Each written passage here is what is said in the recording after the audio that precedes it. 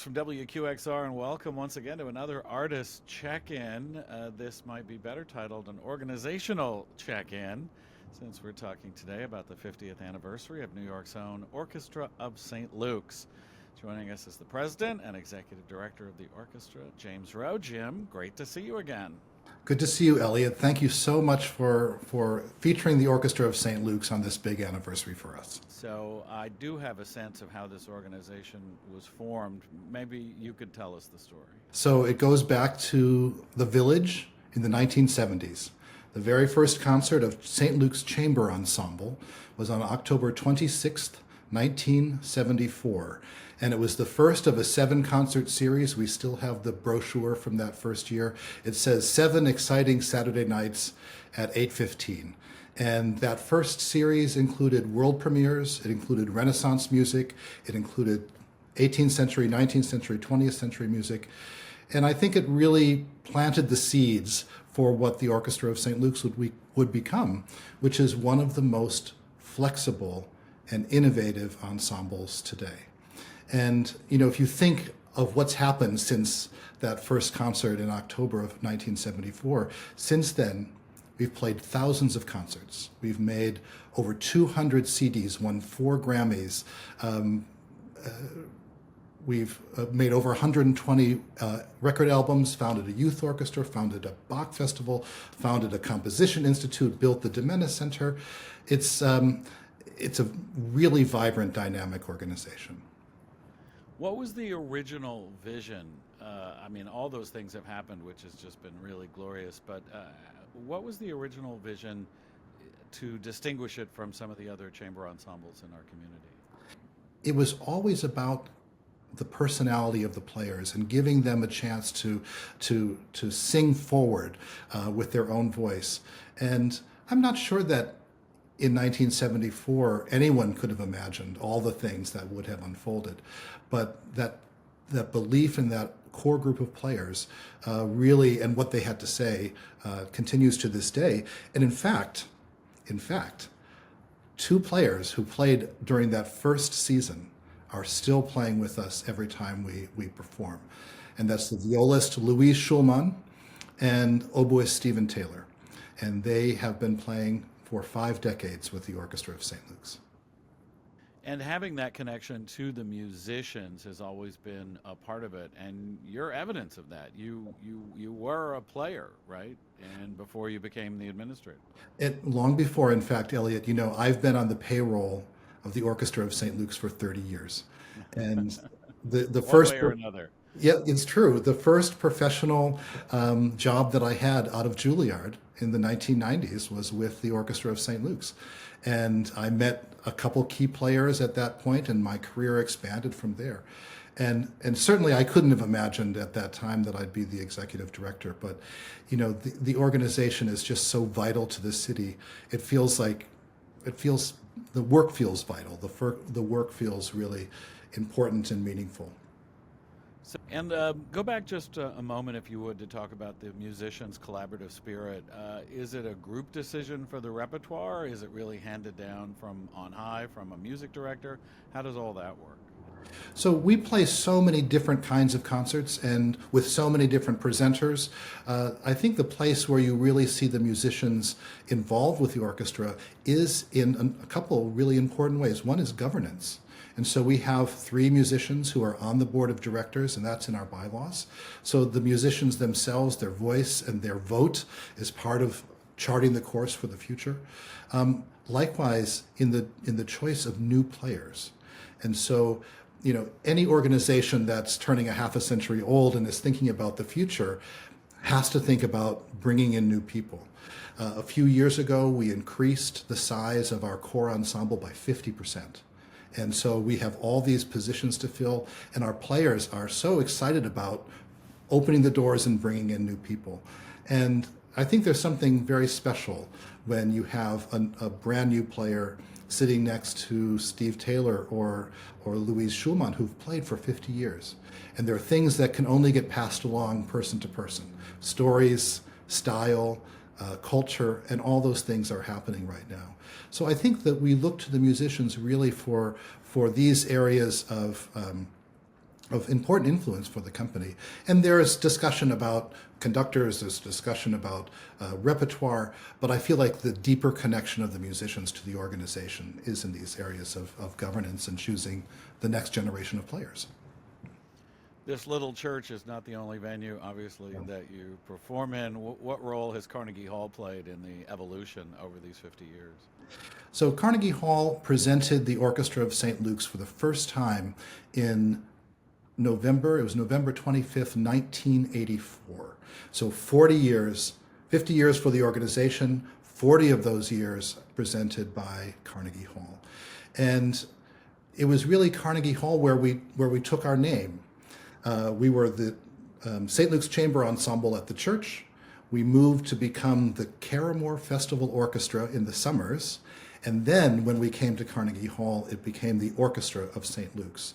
And since that first concert in 1984, the orchestra has played 437 concerts at Carnegie Hall, more than any other orchestra during that same period. And we're the only orchestra to have annual subscription series in each of the three halls. So we have an orchestral series in Stern Auditorium, we have our Bach Festival in Zankel Hall, and we have a chamber series in Weil Hall.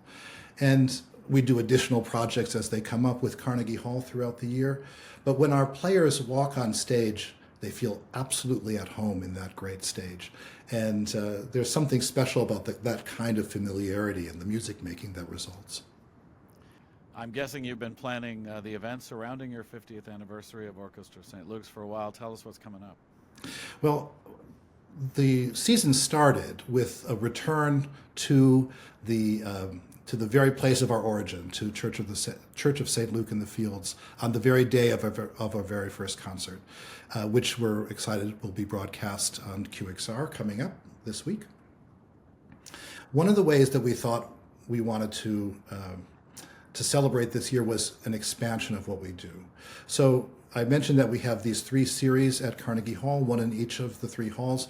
We expanded each of those series from 3 concerts to 4 concerts this year. And this is a way that we can celebrate and also look to the future, because more concerts mean more audience members, more melodies out there in people's ears, and a greater impact for us. And maybe some specifics about what other concerts are planned going forward? So coming up on the 23rd of January, we have a very special and internationally significant debut. And that is of the French conductor, Raphael Pichon. Raphael has been featured in the New York Times in 20 articles, and this will be his first time conducting in New York. Raphael is really the vanguard of the next generation of conductors in the period instrument movement. And he'll be conducting us in a program called Mein Traum, My Dream, which takes this moment in Schubert's life where he recounts a dream to his brothers. And Raphael has taken unfinished music by Schubert and connected it into a 90-minute odyssey through beautiful music that we know, like the Unfinished Symphony, and beautiful music that we don't know, like some of the unfinished operas of Schubert. It's an extraordinary evening ahead. He'll be joined by Christian Gerhardt, the top leader singer in the world today, also with Ying Fang, a great soprano, and a woman's chorus. And so really in the middle of the winter, in the middle of January, we have this chance to be warmed by the music of Schubert, music we know and love, music that we don't know and will undoubtedly love as well. Talk to us about some of your education and community engagement programs. So our education program really began almost 50 years ago in 1976, when the New York City public schools really got rid of a lot of their performing arts education. And the Orchestra of St. Luke's stepped up at that point with the support of Consolidated Edison. And we started a series of free school concerts that have continued uninterrupted to this day. Over 1.2 million New York City public school children have heard some of their very first classical music orchestral concerts with the Orchestra of St. Luke's. And in recent years, we've really focused on telling the story of important composers of color through these special concerts. So we make hour-long narrative concerts. And so Florence Price will be introduced. Gabby Frank will be introduced. Kenan Osme will be introduced through these concerts. We have other programs as well. So we have something called the Five Borough Tour, where we partner with 5 community arts centers throughout the city with free concerts.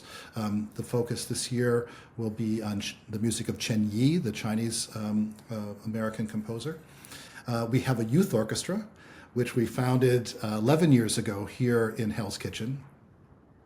You know, when we built the Domena Center for Classical Music on 37th Street, we had something for the first time, which is neighbors.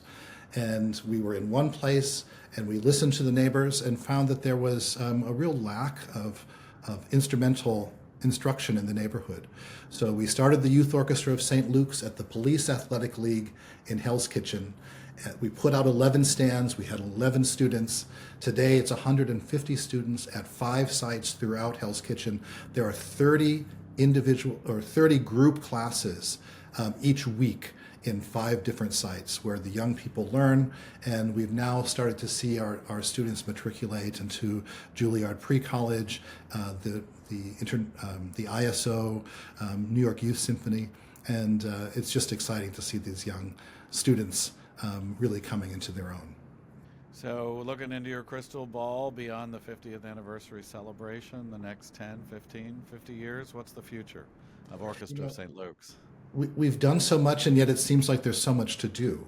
And I think that the thing that's on all of our minds now is, now that we've made it to 50, is it time to start thinking about the next century? Is it time to start thinking about how to build an organization that will last 100 years now that we've lasted 50, lasted half a century? And so we were talking about bringing in the new players, through them advancing our culture, our mission, our style, our values. The board is looking at the next generation of board members. And really, I think we're looking at the next generation of audience members as well. And so through some of the initiatives that we're doing through our community engagement and education work, we're really thinking about inspiring a lifelong love in music from the very young all the way through a full life. James Roe, head of the Orchestra of St. Luke's. Here's to another 50 years. Always good to see you. Great to see you, Elliott. Thank you for this very much. WQXR's Artist Check-ins are made possible with generous support from Rose Herschel.